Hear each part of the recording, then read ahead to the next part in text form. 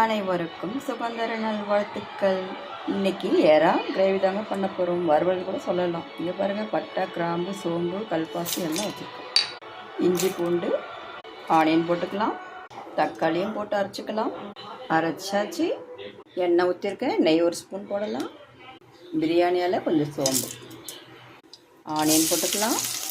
கருவேப்பிலை, கொத்தமல்லி, இந்த அரைச்ச போட்டுக்கலாம். தக்காளி கொஞ்சம் போட்டுக்கலாம். தேவையான அளவு சால்ட்டு போட்டிங்கன்னா கொஞ்சம் வதங்கணும். ஏறாவை போட்டுக்கலாம்.